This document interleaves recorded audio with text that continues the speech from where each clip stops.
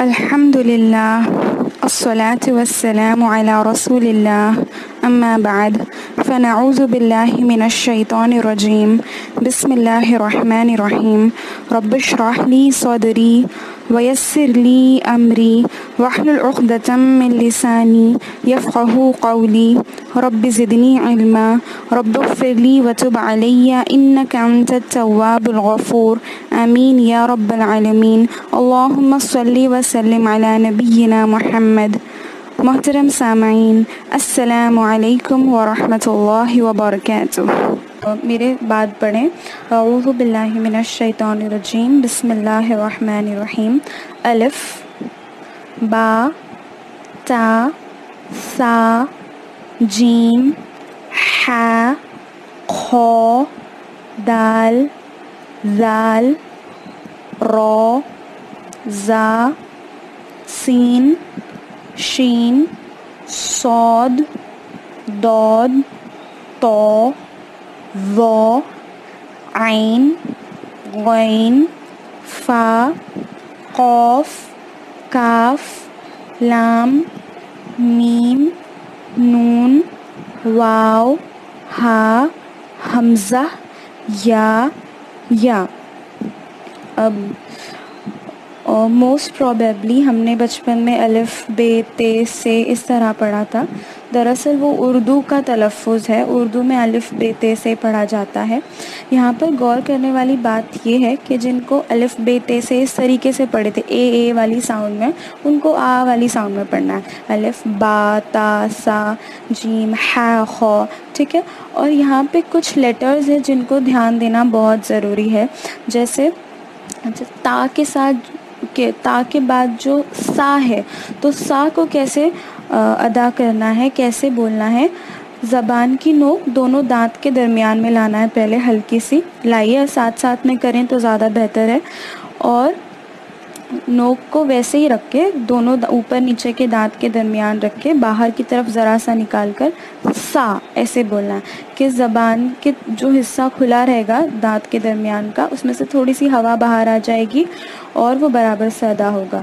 زبان کی نوک کو سامنے کے دانتوں کے بیچ میں لا کے تھوڑا سا باہر لانا ہے اور ادا کرنا ہے سا، سا۔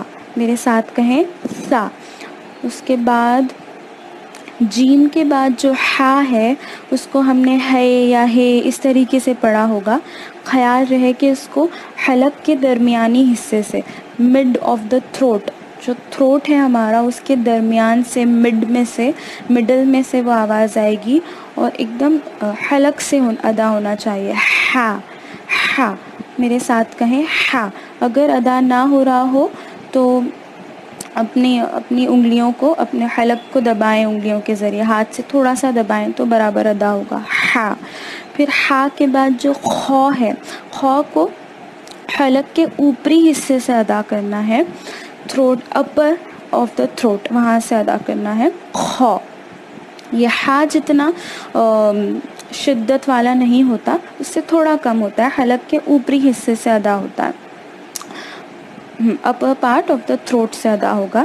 میرے ساتھ مخرج کریں، خو، خو، خو۔ اس کے بعد جو زال ہے، زال، دال کے بعد جو زال ہے وہ بالکل سا کی طرح ادا ہوگا۔ زبان کی نوک باہر نکال کر، سامنے کے دانتوں کے بیچ سے ذرا سی باہر نکال کر ادا کرنا ہے۔ خیال رہے کہ شروع میں جب ہم کہتے ہیں شروع میں جب ہم ز کہتے ہیں شروع میں، تبھی صرف زبان کی نوک باہر ہونی چاہیے، باقی الف اور لام ادا کر، جیسے کہ زال، ل بولتے وقت زبان اندر ہو جانا چاہیے، زال۔ اس کے بعد را کو ہم نے رے یا را پڑھا ہوگا کبھی، اس کو منہ بھر کے پڑھیں، زبان کے آگے والے حصے سے ادا کریں، بیچ والے سے نہیں۔ را، را۔ میرے ساتھ کہیں را۔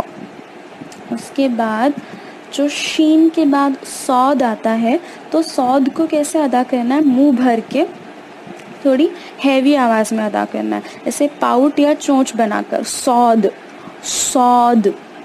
میرے ساتھ کہیں صاد۔ اس کے بعد ڈاٹ جو ہے یہ سب سے زیادہ مشکل مخرج ہے، ہمارے نبی صلی اللہ تعالیٰ علیہ وسلم نے فرمایا کہ دود کو مجھ سے بہتر کوئی ادا نہیں کرتا. سبحان اللہ. یہ سب سے بہترین اس کے لیے بہت زیادہ صحیح ادائیگی کی ضرورت ہے.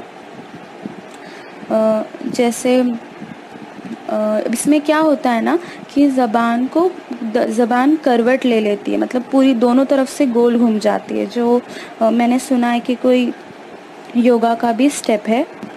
تو دود کو کس طرح ادا کریں گے؟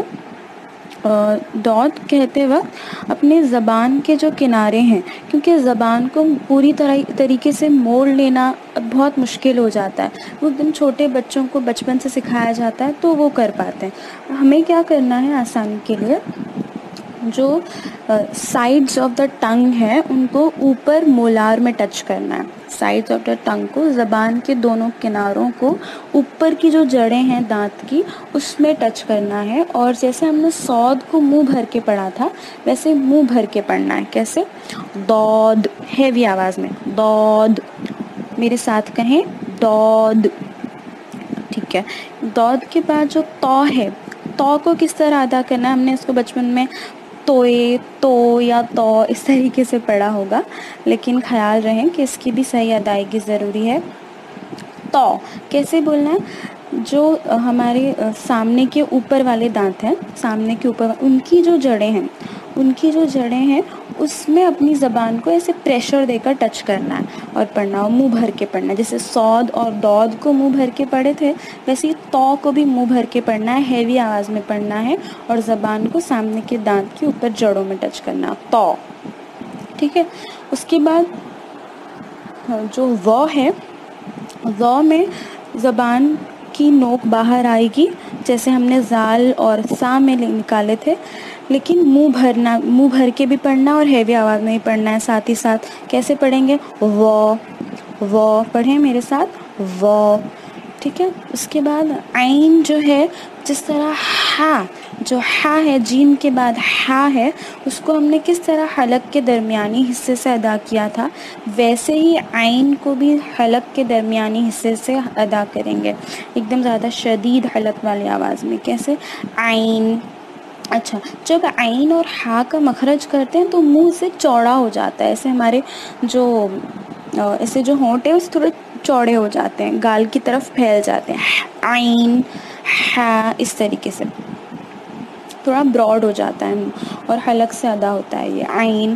اس کے بعد غین کو جس طرح خو کو ہم نے حلق کے اوپری حصے سے ادا کیا تھا ویسے ہی غین کو بھی اوپری حصے سے غین. اتنا زیادہ شدید نہیں ہوگا لیکن منہ بھر کے پڑھنا ہے، غین. اس کے بعد فا کے بعد جو قوف ہے، جو جس کو ہم نے بچپن میں بڑا کاف پڑھا تھا، اس کو کیسے ادا کرنا ہے؟ جس طرح ہم نے خو اور غین کو حلق کے اوپری حصے سے upper part of the throat سے ادا کیا تھا ویسے ہی ادا کرنا ہے. قوف، قوف. میرے ساتھ کہیں قوف.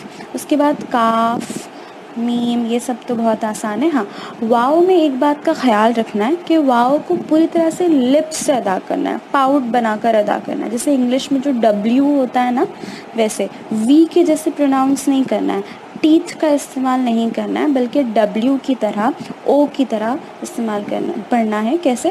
واؤ.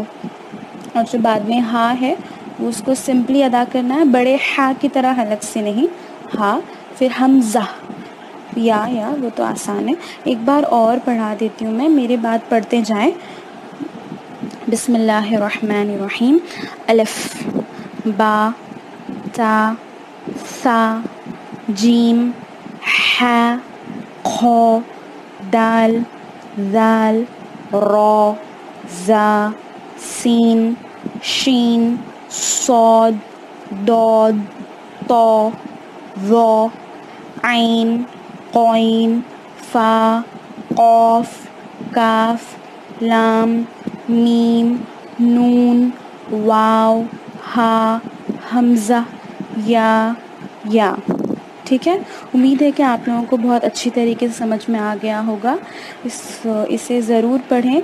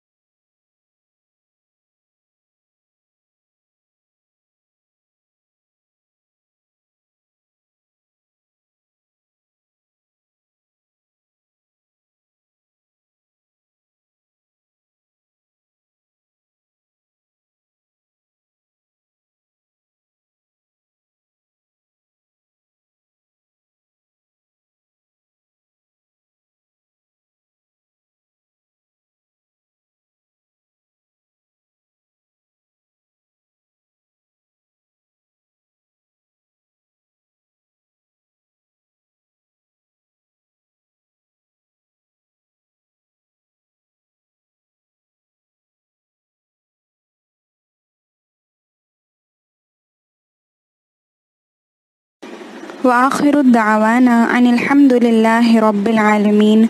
اللهم إنا نسألك علما نافعا ورزقا طيبا وعملا متقبلا. اللهم فقهنا في الدين. سبحانك اللهم وبحمدك نشهد أن لا إله إلا أنت نستغفرك ونتوب إليك. آمين يا رب العالمين. اللهم صل وسلم على نبينا محمد. جزاكم الله خيرا. السلام عليكم ورحمة الله وبركاته.